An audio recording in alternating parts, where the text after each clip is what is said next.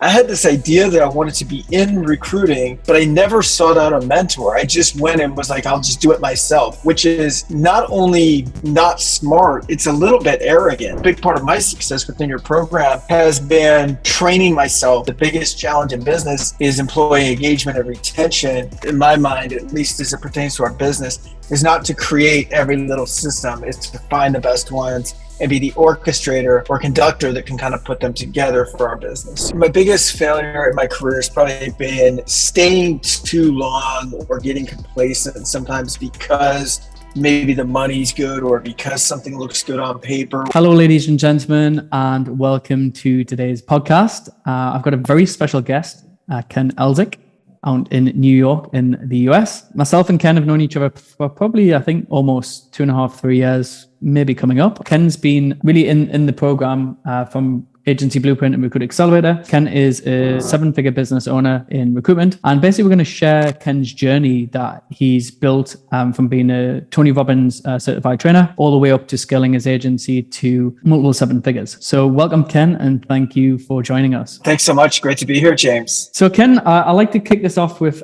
like a favorite success quote. So what would you say your favorite success quote is and how you apply that to your everyday life? I love the quote. It's a Tony Robbins quote that is success without fulfillment is the ultimate failure. And I guess the way that I apply that, it appeals to me on many levels because I think early on, James, in my career, I was just chasing money and chasing kind of material objects. And I don't think that's like a terrible thing necessarily, like in your 20s. But for me, when I got it, I felt unfulfilled. And there's nothing worse than kind of setting a goal. And then when you hit it going, is that all? Like, is that all there is? And so I just try to keep it in mind now that is what I'm pursuing congruent with the rest of my life, congruent with being fulfilled and being happy. And I think that's something just to keep in mind always, to stay grounded and make sure that the target is on track with, having balance in your life, I think I know Tony talks about like growth and contribution being the key pillars of the 6 phases. That are very important, and I've resonated with them as well. Yeah, so that's awesome. So for viewers that listeners that don't know who you are, Ken, do you want to give us a little bit of background and bring us up to speed about what your agency does and where you're based? Yeah, for sure. So I'm in New York, married to my wife Shannon for a long time. We got grown kids. I was in the corporate world, so kind of early on in my career, I dropped out of college, and frankly, had the right job in there. Who knows? Maybe I never would have become an entrepreneur, but without a college degree. When I got into the military, job offers weren't pouring in. So I went and started my own company. Shannon and I did, and it was a first aid and safety supply company where we provided other companies, items that they needed to keep their employees safe and on the job. So things like industrial first aid kits and hard hats and hearing protection and things like that. That company got noticed by a Fortune 500 company called Cintas here in the US. And Cintas ended up buying us out when I was in my early 30s. And I went to work for them, and I spent a lot of years there. I climbed up through the ranks, really loved that company, and then left about 11 years ago. And I always had it in the back of my mind. I love the recruiting business. I didn't know much about it, but I guess as a hirer of recruiting agencies, so I was the guy on the other side of the agency. I was the client that we are now trying to land. Is I looked at it and went, I love meeting people. I love working with leaders in particular. Love watching people develop. Love recognizing talent in individuals and then putting them into roles and stuff. And so I love that from the other side. And I was like, I just had it in the back of my mind that if I ever get out of corporate, and I kind of knew I would at some point because I was an entrepreneur at heart, that I would get into the recruiting game. And so I did in 2012. Frankly, James, I just kind of bought myself a job. Like I had a built-in client with Cintas, wasn't super hungry. Frankly, I was a little bit lost. I think I was a little bit having a bit of a midlife crisis or something where it was like, what do I really do with this thing? It afforded us a pretty good lifestyle, but it wasn't crazy. I was probably that definition of the quote that I said earlier that, success without fulfillment. Like I was achieving, I looked pretty good on paper, but I just wasn't excited and pumped up about the business. And COVID for us was truly the great reset where Shannon and I, our business kind of got wiped out, and it was like, well, what do we do from here? And that's when I found you. It was sort of like, look, if I'm going to make a run at this recruiting thing, I want to do it in a way that I did my first business. I wanted to do it in a way that I did in the corporate world, which was with a ton of enthusiasm and fun fun and being very growth oriented. And so I had to make a decision, like, do I want to stay in recruiting? And if I am, it has to be that way. And so that's when we rebranded. We actually got rid of the old company. We created the Leaders Lab in 2021. We decided to be very niche and focus on leadership only and within the industries that we serve. And I found you shortly after that. I knew the automation was the way to go, but I hadn't really met someone who had been there and done it to the degree that you had. And so we literally kind of went from nothing. Our prior business was, I would say, sub $500,000. So we would float around between 300 and 400 grand a year. We didn't really have too many employees to speak of. With no employees, a little bit of 1099 contractors going out. So we made an okay living, but that's all it was a living and a job. Like I had to handle every phone screen. I had to, talk to every client. I had to do everything. And sorry, I'm getting a little long-winded here, but with the Leaders Lab, it was sort of like, no, we're going to go after this very specific thing. We're going to grow this thing, or we're just not going to do it. I literally had it in my head, like, if we're not going to go after this in a big way, then we're not going to do it. And so I knew automation was the way to go, James, but I had not met someone until I met you that had been there, kind of done that. And that's what I was looking for. I was looking for a mentor and someone to follow. And that's when you and I hooked up. So, well, from there then, Ken, so you reframed the business in 2021, and in terms of your what would you say in terms of your biggest failure so far in your career personally? Like, what would you say that was, and what lessons did you learn from that? I would say my biggest failure in my career has probably been staying too long or getting complacent sometimes because maybe the money's good, or because something looks good on paper, or because people externally tell you, like, that's a great job, you shouldn't leave it, or, what are you complaining about, right? Like, sometimes I think as an entrepreneur, we feel, I don't anymore, but I think at times I've felt guilty for complaining and it's or challenging something. And I think that the very nature of an entrepreneur is to constantly look at stuff and figure out how you can do it better and how you can make more from it, not just financially, but substantively. Like, how can you make it more? How can you make it grow more? How can you make it count more? How can you make it impact more? And yet there's part of that train of thought that also implies that maybe you're not grateful for what you have, right? And there's like a balance between the two, I think. And I just feel at times I've felt complacent in my career. I know that doesn't sound like a one-shot failure or like the biggest failure, but that it really has been. It's been like staying too long at different times in my career with certain things. So like, I loved corporate, the corporation I was with, but I stayed there too long. I mean, to me, it would be like, for most people, college might be a good thing, but you don't want to be there 10 years, right? You want to be there for 4 at the most. And so to be corporate, being part of a big corporation was a good thing, but I, in my mind, kind of overstayed the benefit that I was going to get out of it. Makes sense. So with that being said, what would you say, like, you transitioned from 2021, you were doing 300-400K a year. What was the transition of thinking, actually, I'm in this vehicle, but I need to change and adapt, maybe systems, automation, or whatever? What was the turning point for you of thinking, actually, like, I know I need to do something a little bit different? It's funny. Sometimes things from a book perspective, and you get caught up in things and you don't always practice what you're preaching. What I mean by that is, I'm a trainer for Tony Robbins. I teach people at large seminars about how to scale their businesses, how to, one of our mottos in like business mastery is to find a mentor and model them, right? Like, you don't need to reinvent the wheel. I mean, if you want to be creative, you can of course tweak the wheel and make it your own, but why do I need to start from scratch? And yet in the recruitment business, as I mentioned earlier, I had this idea that I wanted to be in recruiting, but I never sought out a mentor. I just went and was like, I'll just do it myself, which is not only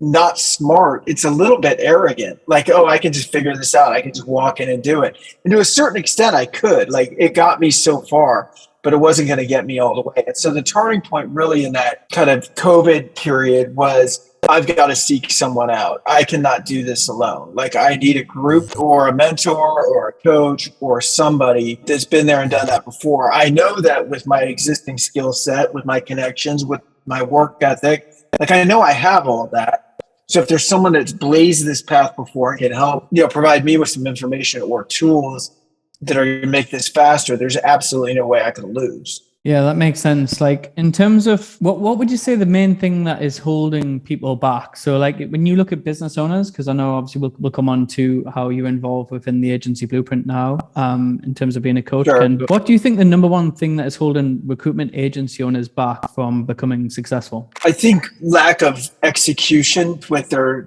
own self-will and self-discipline sometimes, along with just committing to things and moving forward. I don't think there's, and this goes outside the recruitment business or industry in that I don't think normally if you put a group of entrepreneurs together and, let's say we're at a conference for Recruiter Accelerator and put a bunch of people in the room, and I don't think there's any kind of lockstep equation to like IQ points and the results that people have in their agencies, right? I think sometimes some of the smartest people in the room are not getting the best results. And I think sometimes maybe people of average intelligence are getting great results. And I think the reason why is because, they're again, finding a model, mentoring them, executing, taking action, moving forward. And I think sometimes when we're not in that mode, because I haven't always been in that mode, right? I've been where I've looked up to people and gone, God, I wish I was doing what that guy's doing. And I think when we're in that mode of feeling like we're not there yet, I think we're wondering, what are they doing that's so special? What's the magic pill that they're taking? What's the secret sales recipe that they have that I don't have? Because we don't want it to be, oh, it's just me not getting off my own ass and making it happen, right? But that's usually what it is, in my opinion. If I look back on my own challenges, it's been me not executing. The resources are always there. Another Tony quote is, it's never a lack of resources, it's always a lack of resourcefulness. And so there's always someone you can talk to. There's always someone you can mentor. And God, with YouTube and everything else right now, there's always like places you can go to, to get directed. But I would say it's just taking action, just committing and taking action, stepping up. Yeah, I know we see that a lot in the program, and you can see the action takers as opposed to just the listeners and the armchair people. But what would you say is the main thing that stops these agency owners from just staying in the same cycle? Because you see a lot of them that are doing maybe 100, 2, 3, 400K a year, and they want to keep growing, but they're doing the same thing over and over again. They sort of have like, I would say, not limited beliefs, but they just have a closed mindset of thinking of how to do things slightly differently. But it requires effort and implementation. Well, I think you've been through this a lot. I think personally, James, and so have I, especially in the last few years. I think for both of us, where our incomes and our net worths have gone up significantly,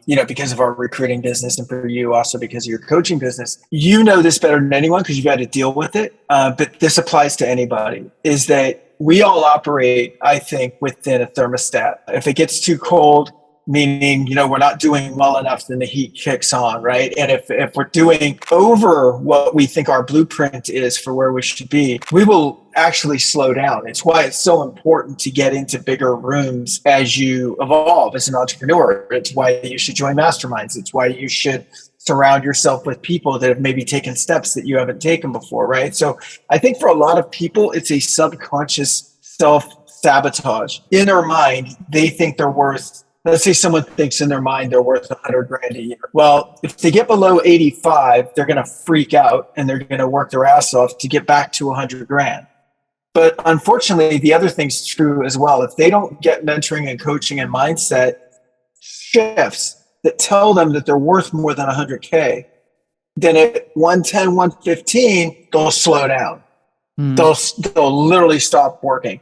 They'll stop, their brain will just kick in and start doing things subconsciously, literally to sabotage their success. And so I think a big part of it is just, and a big part of my success within your program has been training myself to get rid of my self-imposed ceilings, if that makes sense, right? And break through to new heights. And when I get through to a new one, it's like, okay, what do I need to do to get to the next level, to get to the next level, to get to the next level, so that we're not encapsulated by what we think our earnings should be, And you did that really well, because I know your transformation was like you're doing 300-400K a year, and I don't know if you're willing to share now, but obviously it's in like, I think 2 million plus in terms of revenue. Yeah, I think we'll do a couple million this year, and and maybe more. I'm not sure. I mean, the first quarter is shaping up like really nice for us, and so it's hard when you're growing this fast, it's hard to completely predict the growth line, right? I mean, initially my big, hairy, audacious goal was going to be 2 million. And now I'm looking at that and going, I think we'll hit it. More importantly, because we're doing it through, a lot of outsourced labor and, hiring people in other countries. And my staff is 100% remote. And so we're treating people extremely well. For whatever country they're in, they're at the high end of their pay scale, and we have essentially no turnover on our staff. But at the same time, our overhead's pretty low, and so our profitability is growing faster than our top line. So, if our top line is doubling in the course of a year, our profit might triple during the course of the year because our overhead is still low. Yeah. And that's probably what you see a lot of people inside our elite mastermind is they don't need a bigger team because they're highly profitable because they're lean. And because we outsource a lot of the sourcing, the marketing sourcing system, the virtual team, it gives you that good margin of balance because when you're competing, especially in maybe a recession time with other agencies that have got big overheads, big salaries in the US or UK, you can outcompete them because you're paying a third of those wages for a lot of the employees. How would you say best you've managed to implement the remote team culture? Because I know that's a big thing that I think a lot of recruitment agency owners struggle with is how they can build a remote team because a lot of people are either stuck the typical office environment or they're just stuck solopreneur by themselves, maybe with one VA and automation, and they struggle to get like an actual team in place. So what would you say the biggest transformation you've made in terms of instilling that remote team culture? I think that's our secret sauce, actually, James. Like, I think we've done really, really well in that area. In order, I think, it's the thing we just talked about is first get your own mindset right? Get into that growth mindset, understand it.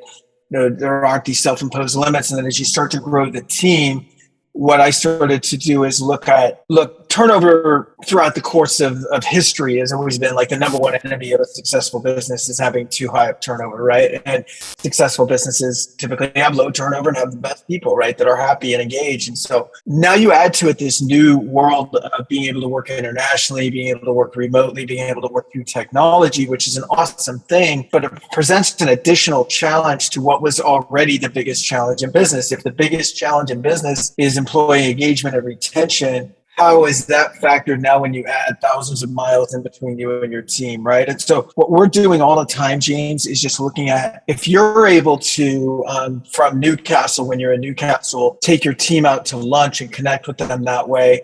How can I assimilate that? Is that a Zoom meeting and we all have lunch virtually? Maybe it is something like that, right? If you're giving timely performance reviews where you sit down twice a year with someone, I mean, more often than that in terms of checking in, but then twice a year doing an in-depth performance evaluation where you're talking to them about their career goals and everything, then how can I assimilate that from a remote culture, right? And so we brought in, there's one piece of software I'm using called 15Vibe that I love that does these weekly check-ins where it's like a pulse check on each person and just kind of scale of 1 to 5. How are they feeling? And it charts trends by department in our company and by employee and how are they feeling over time. And it alerts us to issues before they become issues. I'm also very heavy, James, on the supervisor to frontline partner kind of reporting ratio, if that makes sense. So ordinarily I would, in the States, I think it's pretty typical for each boss to have maybe 8 to 10 direct reports. And I'm like half that right now. So I'm like, we have 17 people outside of me and my wife in our company right now. And I'd say, I think I have outside of myself like 4 supervisors, for only 17 people. And it's so that we can keep that strong bond and that strong connection, which I also think lends into this really well.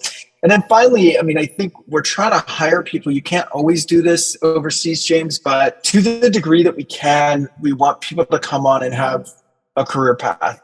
And it's going to be limited if your skill set is limited, right? Or if there's too much in the way from a time difference or something like that. But for the most part, I want people to at least have a path into another job or into more income or into incentive-based compensation or whatever it might be. And so we're also trying to paint that picture from the beginning and then reinforce it with good behavior once they're on the team.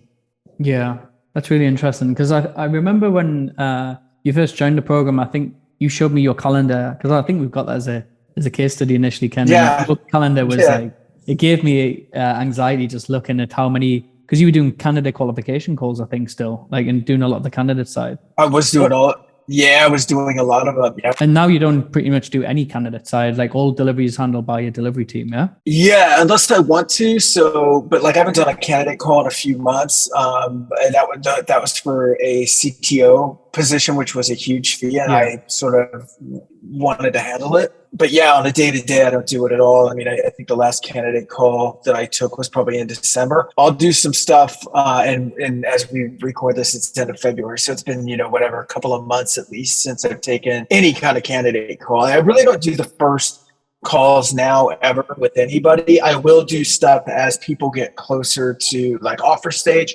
I like to do stuff like a pre-offer call, and those are 5 or 10 minutes, just kind of touching base with the candidate. And I do that because, frankly, it's lucrative, and I like talking to people when they're at that stage. They're usually pretty excited, Yeah, and obviously some of the fees that you're doing are, like, what's your average fee? So we're all over the board. I mean, that CTO that I did was like $84,000. That was the highest fee though that I've had. I don't want to act like that's indicative of where we're at. We averaged last year a little over 16,000 US dollars per placement. Very nice. And all of your team as well is like fully remote in terms of they're not like actual employees as such. So can you explain a little bit more about that? Yeah. So in the States, and I don't know, what someone's watching this from, but you got to check obviously with your local government. But, having people as a contractor in the States, you have to follow certain rules, right? Because a lot of companies will try to dodge paying employment taxes and stuff like that. So to have contractors in the US, they have to provide their own equipment, have to be able to set their own schedule. There's got to be a certain amount of stuff around that is part of what qualifies them to be an external contractor. Now, if you can do it, and you got to check with your accountant. So for us, we met this criteria to make them independent contractors, right? And so you have less control in a way.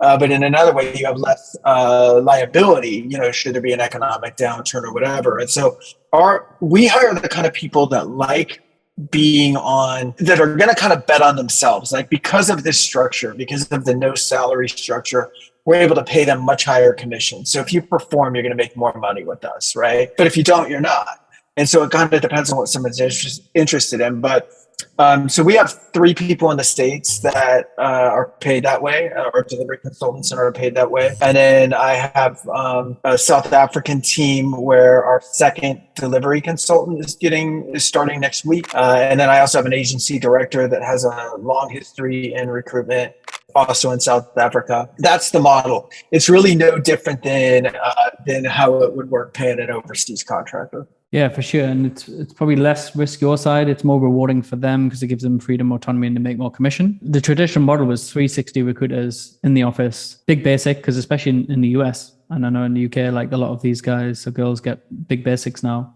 So the fact you can do that a lot leaner. Yeah. And one thing that I would do, James, someone listening to this might say, well, like who can take a job without knowing that they're at least going to make, X amount of dollars per month so that they could pay their rent or their mortgage or whatever. I guess what I would say is like once someone's performing with us, or if they were to have a track record before they started, even if I was paying them as a 1099 contractor, I might go ahead and guarantee them a draw, but it's just going to be a draw against their commission.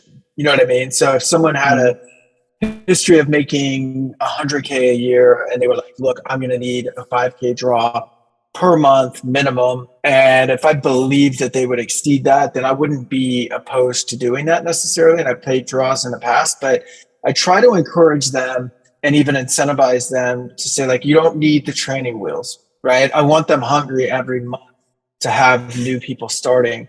And for that, I'll pay a higher percentage on the fees. And so I really kind of encourage them and push them in that direction. And again, good for them, good for me if we have the right people. Yeah, I think in terms of like 2023, obviously we're in this scenario where I think it's harder getting clients now because it used to be the other way around.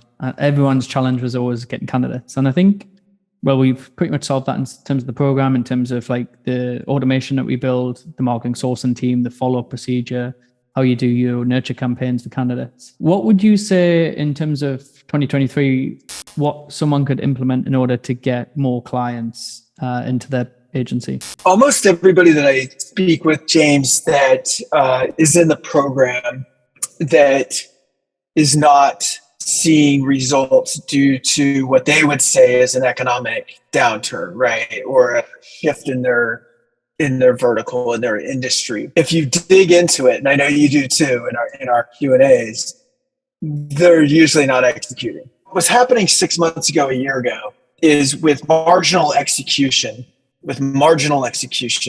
you could still have really good results because the market was just hot and you didn't have to do that much. And maybe you didn't have to send as many emails, and maybe you certainly didn't need to do as much video outreach or whatever because it was just hitting. We sometimes, and I say we, all of us, kid ourselves sometimes when results are good that I'm good instead of really going, I didn't execute that well. I mean, I did some things that were cool or whatever, but I really got kind of lucky. So I say right now, what people need to do is double down on the basics. There is not room right now to be half-assing execution in most of these verticals. Particularly this is a recession that's very, at least in the States, it's a very wonky kind of recession. It affects some industries and not others, but certainly you can't look back on tech and say this is anything other than a recession, maybe even a depression. If you look at the maybe not the loss of jobs would be a depression, but certainly the loss of stock prices and stuff like that. But speaking of stock prices, that's what it reminds me of. It's almost like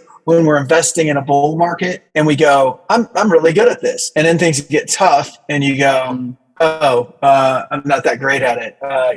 Everyone was great at crypto when Bitcoin was $60,000, right? Who's good at Bitcoin now? Who's good at playing it between 20 and 25,000? And I look at recruiting the same way. Like, what are you doing to execute on the fundamentals? Because this is the time to get really, really good at that. And then as these economies come back, and I think they will, I don't think this is a super deep recession. Then you'll have that muscle to flex into a better economy as it comes back. Yeah, and I agree. And I think a lot of it comes down to execution. It is it's a thing that we see quite often for a lot of agency owners is like just doing the thing that is proven to be done. But what would you say is the biggest thing holding recruitment agency owners back from going from being a solopreneur? I always say glorified recruiter, golden handcuffs, highly paid, doing 200K a year. But I think the biggest challenge they have is delegation. They want to do everything themselves. They want to handle all this candidate's important, this client, and they can't do this, or I can't give someone access to my emails. And they worry about all of these things that are probably never going to happen. And I'm sure you experienced that in terms of letting go as well, especially when you came inside of the program and we implemented a lot of the systems and your VA team and everything else. What would you say is the biggest hack or trick to be able to, as a business owner, let go and actually delegate and trust other people's or systems to do some of the part of the tasks inside your agency? Well, honestly, you helped me a lot with that, and I'll explain why in a minute.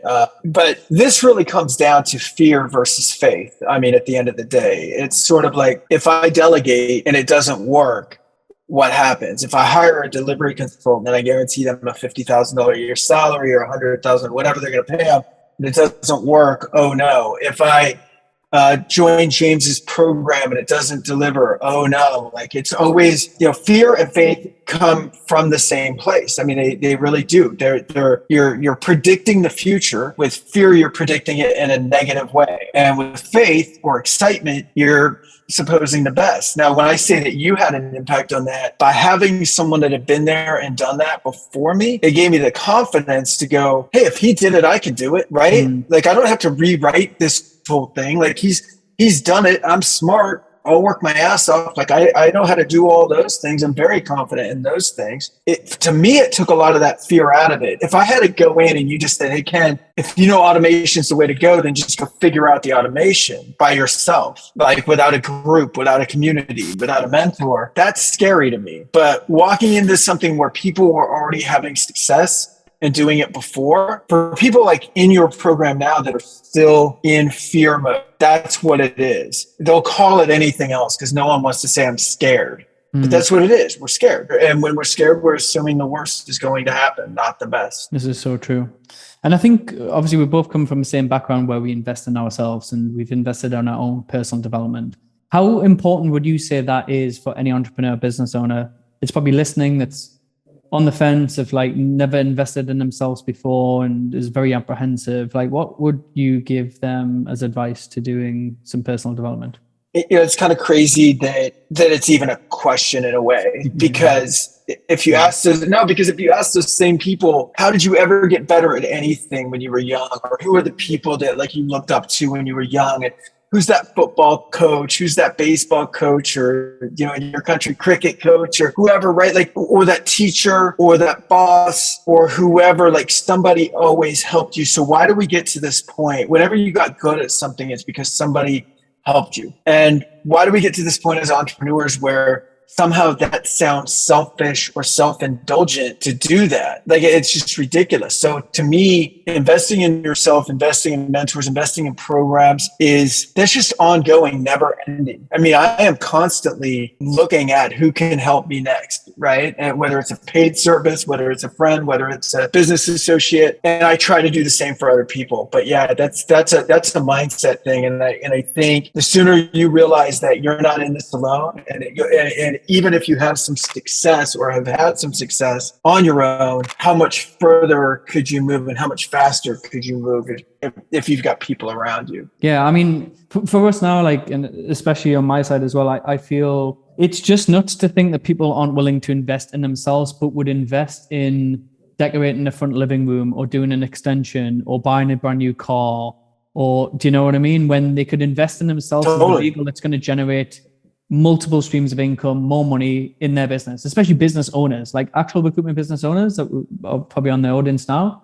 If they're not investing in themselves and investing in the house more than investing in themselves, it's such a wrong mindset. And it's been trapped in the matrix style, get a nice house, 2 kids, get a mortgage, and that's how you live. And you're not even taught in school about personal development, about getting mentors. You're taught whatever you're taught in school, that's it. And then your learning stops. But really for me, and I'm sure it is for you, like my learning started after school and I was just nonstop hungry, learning from podcasts, YouTube, books, etc. And anyone that really does that, there's so much information for free.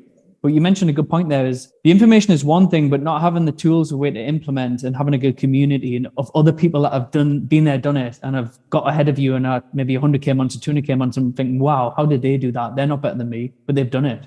And actually seeing it makes them believe it, as opposed to thinking, oh, well, my limited belief, I'm not going to be able to do that. Yeah, you're so right. It's so funny because if you look at that person who has no problem going out, like you're saying, and buying a car, we know that cars by nature depreciate. And so what you bought will for sure go down in value, right? And maybe you need it. You need a car and maybe you deserve it, whatever, that's fine. But we just know that I will not make money on that. That I am for sure losing money on that car, right? That's happening. Of course, like yours, and I'm not trying to pitch it could be anything. It could be if I go to a Tony Robbins seminar, right? It's like, what do I actually need to do to make the ROI on this worth it? In the case of your business, I need to make less than 1 placement in the course of the entire program, less than 1. So it's essentially, if this does anything, it doesn't even have to do everything you promised. It's just if it does anything, then the ROI is there. But again, this comes back to that fear versus faith thing. They're like, but what if it doesn't work? Then I'll be out the money. Then I'll look like an idiot. Then like whatever. And it's like, set the bar higher, set your expectations higher, set your standards higher than fear.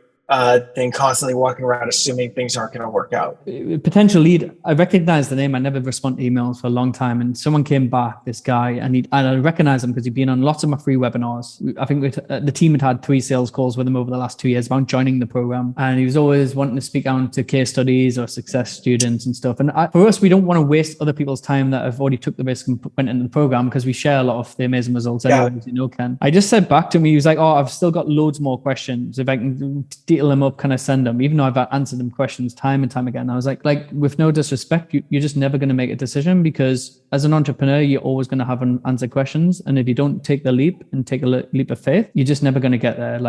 And in my experience from over, I think 500-600 students we've mentored now, the ones that need so much time to make that decision and are just asking every single scenario question under the sun, they're just never going to make it anyway because the mindset, it's so much time and energy to get them to adapt. It's just, and I said, look, this program's not for you. We're not going to try and sell you or convince you anymore because I think it's a case of you need to go and address yourself first and improve that mindset because like you said, I mean, we only get one life, and time is so precious. And as you get more successful, I realize my time is so precious. And if I can pay someone that's just figured out one solution and can get me there 6 months faster than figuring out myself, I would rather pay the 10K or 15K or whatever it is to get there and save that time. Oh yeah, totally. Someone asked me the other day, because I think I put something out about needing someone on Fiverr or Upwork to do something. And, it always comes back like, oh, you can do it yourself. Like, here's how to do it. And I'm like, yeah, already in the amount of time that we've been talking about it, the couple $100 would have been well spent to just outsource it. You know what I mean? Like, it's just, I don't care if it takes them 5 minutes, like whatever. I just need the problem solved. And I agree with you. I think a lot of times too, there's people in the program, people outside the program. We also sometimes get so vested, a lot of people with the analytical questions, right? What about this? What about this? What about if you dot the I, cross the T, do this and that, put this system together? What they're really doing is usually avoiding the things that they want to do. By getting analytical around it, meaning you can build the best system in the world, but if you don't go ask for orders, it's just a good system that's sitting there dormant and no one, even knows it's there, if that makes sense. And so I think a lot of us do that is we look at our to-do list and we look at it as almost like, what would I like to do instead of what do I have to do to drive the business, right? And it's sort of like, let me just pick and choose all the activities that'll make me happy in the moment, but don't necessarily drive the business long term. And so I think a big part of making this or any other program or just being successful as an entrepreneur is actually being a boss of yourself. We had a session in Recruiter Accelerator yesterday where we talked about, I think a lot of people identify being their own boss, starting their own business, being an entrepreneur. They associate it with freedom. They associate freedom without really having a tough schedule. Like, why would I want to be booked up? I got into being an entrepreneur so I wouldn't be booked up. And I'm like, you're violating the biggest rule now, which is being your own boss means being your own boss. It means having the self-discipline to do the things that you may not want to do in a moment, right? It means getting your ass to the gym. It means making the sales call. It means doing the 20 video outreach per day. It means doing that, all of those things. That's what being your own boss means. It means you can actually be self-directed without someone telling you what to do every day. And I think people mistake that for, I have the freedom to do whatever I want, which you do have. You're just going to get the results that come with it either way, What would you say is the best business advice you've ever received? I'm going back on it, but back to the same thing, but honestly, just finding a mentor in anything, really. Find a mentor so on a big scale, like in our program right now, in a big scale, it could be, well, James has done automation. He understood the technology better than I did. So let me make James my mentor and I'll model him now, right? And now I'm going to go do it and I'm going to tweak this. So on a big scale, it could be that. But now, I'll do it on the smallest of things. It's like, who has experience with this individual piece of software?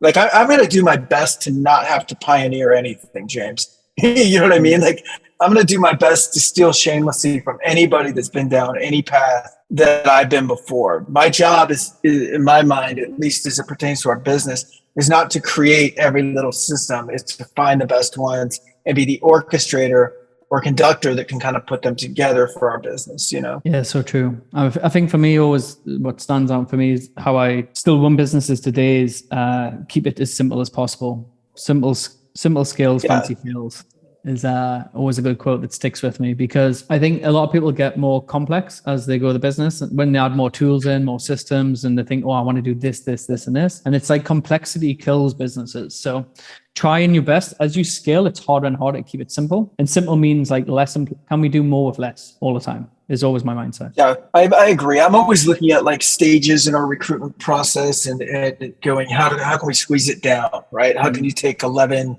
stages to 9 or whatever, to 7 or whatever it is? And simplicity does win. And I think it's funny because I think we're wired to want to make things complex because it makes us feel like more valuable or more important somehow, right? like, oh, look at how, like if you can't explain your business in like 15 seconds in an elevator, then you're either in the wrong business or you haven't simplified it enough, right? But I think we almost wear it like a badge of honor, like, oh, it's pretty complex, like I'm kind of special, and it's like, no, it's just simple.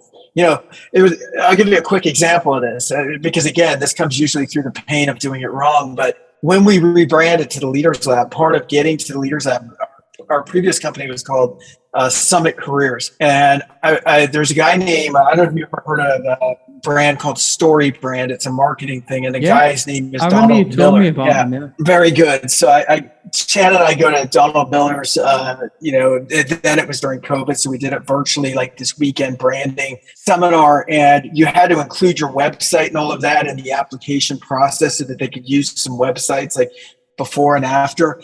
And out of like 1,000 people that were on there, our website was brought up for our old recruitment agency about like how not to do a website because, and it's really weird to hear someone else. It's not that it looked bad and it's not that the information was bad. Well, the information was bad. It's the clarity. The message was bad. Like you couldn't even land on that page and figure out exactly what we did because we were like, well, we do this and algorithm and this and explaining this. And they were like, in our new website, James just says, we place great leaders with great companies, or finding your next leader is easy with us. It's simple. What do you do? I mean, someone goes to our website right now. They're like, oh, these guys do leadership recruiting. Done. That's what we do. Someone asked me in an elevator now, what do you do? I'm a leadership recruiter. That's it. If they have other questions, we can talk about it. But, we have this tendency again to overcomplicate. But to your point, simplicity sells for sure. So what would you say is something that is like working brilliantly in your agency right now, Ken? Like whether it's software, training, hacks, CRM?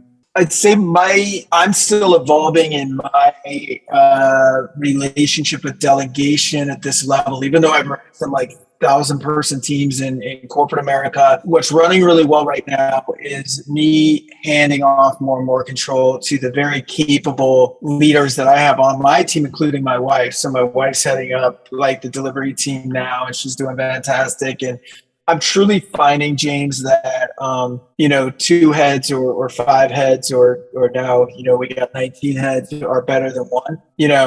For a while there, when it came to anything creative or anything process driven or, directionally, I was just making those calls kind of in a silo and then kind of telling everybody what their new thing was. And I'm getting so much more out of the company. Like we're doing better.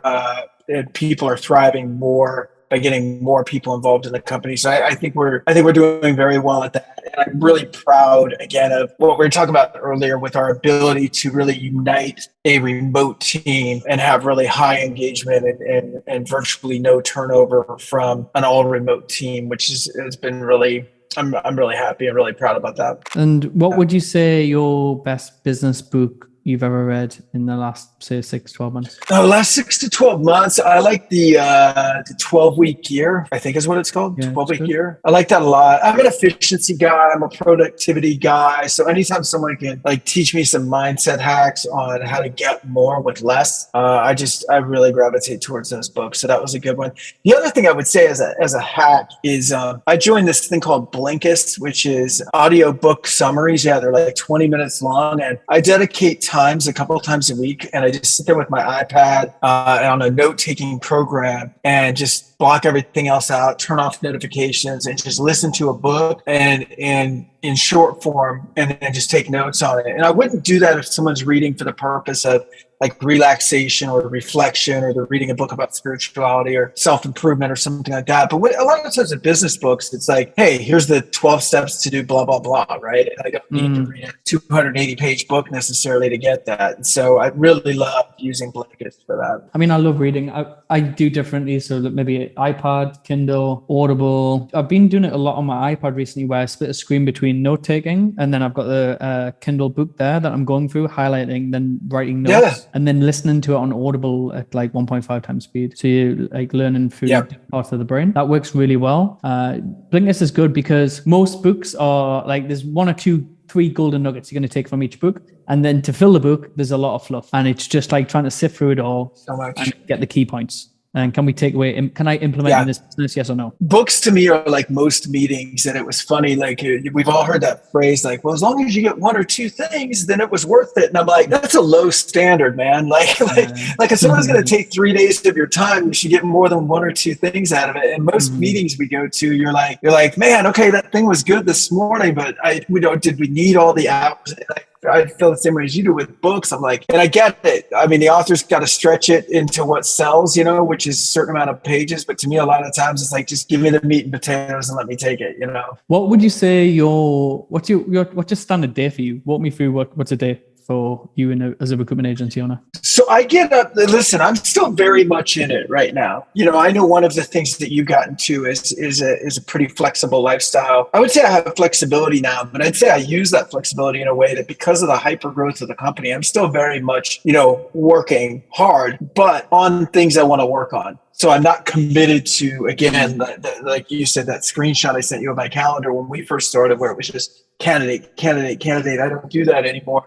It's all me time until at least 7 usually. So every now and then I'll do an early meeting because of the time change with somebody on like our Philippines team or South African team, because I just need to squeeze that meeting in. And so I'll do a little bit of work. I'd say I'm more productive, James, in the first half of the day in terms of work. And then by about 3 or 4 in the afternoon, I'm done. I go work out every day at like 4 o'clock. I might do some project oriented stuff later if I feel like it, but generally done by then. So my kind of routine every morning is get up 5:30. I do Agasti, which is this like spine alignment, almost like yoga type stuff.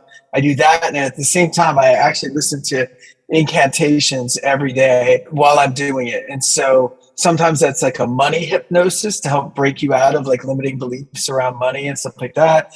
Or sometimes it could be meditative music, or sometimes it could be a Tony Robbins thing. But I'm always doing something while I'm doing that in kind of a no extra time way. I can get them both done at the same time. So that's about 30 minutes. I like doing the Blinkist thing that we were talking about early because I like sort of putting your mind in growth mode, like straight off. And then, like I said, I might have meetings with the team. But generally, if I don't have an early meeting with the team, I don't like to start like regular work until about 8 or 9.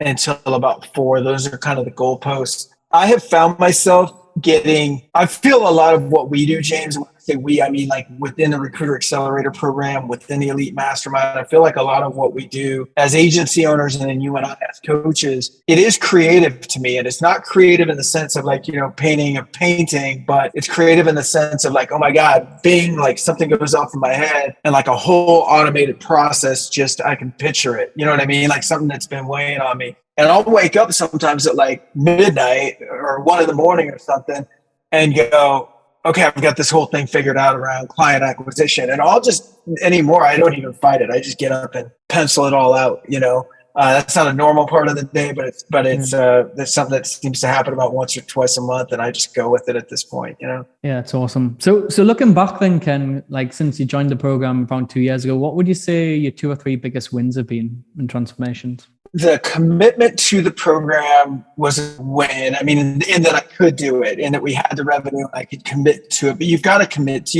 into this, I think, with a plan. And you have to go like, I'm going to dedicate X amount of hours, and you have to be strict with that time. And from that is where I got my wins, right? Which was right away, I think, the hiring of an external outside the US staff. So hiring VAs, and then just immediate like LinkedIn automation along with the other automation tools, because that stuff paid the bills immediately. So like I said, when I met you, I was like, okay, someone's been there, someone's done that before. If I just follow in their footsteps and work hard, I'll be successful. What level I'll be successful, who knows, but I'll be successful, right? So if all of that is true, then what are the things that are going to impact me right away where I can, put some money in the bank? And those were the things. So hiring VAs, so that I could be free to do more things in terms of working on the business instead of in it. And same with LinkedIn. LinkedIn automation was almost immediately putting people on our calendars, and that was huge. But that is not something, I got to tell you, if people think they can go out and do this stuff on their own without a community, I would have quit 10 times over, which is not possible because you can only quit once, but I would have quit.